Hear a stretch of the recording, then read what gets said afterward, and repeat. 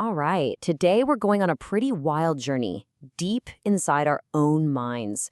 We're going to try and map out the different layers of our conscious experience. Everything from a random thought that just pops into your head to the most vivid, crazy dream you've ever had.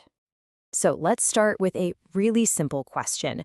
When you think about being conscious, do you kind of picture it like a light switch? Either you're on, you're awake and aware, or you're off. Seems pretty straightforward, but what if that's not the whole picture? Not even close. Well, the source material we're digging into today suggests that we should think of consciousness less like a switch and way more like a dimmer. It's a spectrum, right? Sometimes the light is super bright and focused, and other times it's kind of dim and hazy. Our awareness is always shifting, changing its clarity and its intensity. And this brings us to the absolute core idea for this whole explainer, something called appearance depth. It's just a way of describing how clearly or vividly things appear in your mind's eye. So a faint passing thought, that has a really shallow appearance depth, but an intense, totally immersive dream, that's got a super deep one. Okay, so let's dive into that. If consciousness is this whole spectrum, does it have a middle ground, a sort of default state?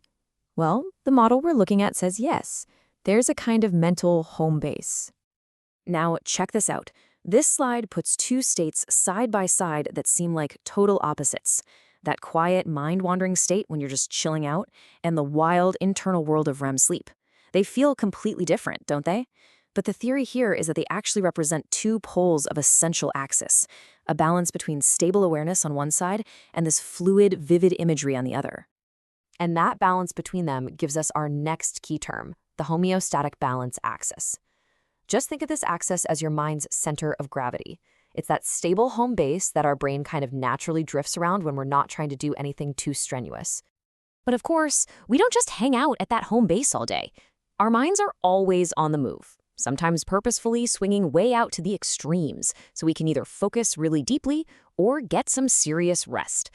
Let's look at what the model calls these huge shifts. These big swings have a pretty fancy name, allosteric excursions. It's a term from biology, but all it really means here is a big, intentional shift away from that central balancing point. You can picture the axis as the resting point of a swing, and these excursions are when you start pumping your legs to go way higher. And the two biggest excursions are deep, dreamless sleep and that intense, focused wakefulness.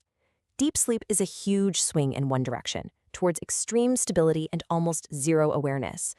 And that flow state you get into when you're completely absorbed in something, that's a big swing in the other direction, towards super high intensity and a very sharp, narrow focus. So, if our minds are constantly moving around this axis, swinging back and forth, how on earth can we describe and measure those movements? Well, this model gives us a really simple toolkit with just 3 key variables. That's right, just 3. With only these 3 factors, we can actually start to map out pretty much any conscious state you can think of, from daydreaming to deep dreaming. First up is amplitude. We'll just call it A. This is basically the intensity of what you're experiencing, the strength of your brain waves, the power of an emotion. The easiest way to think about it is like the volume knob for your mind. A faint feeling is low volume. A powerful emotion is high volume. Simple. Next, we've got frequency, or F.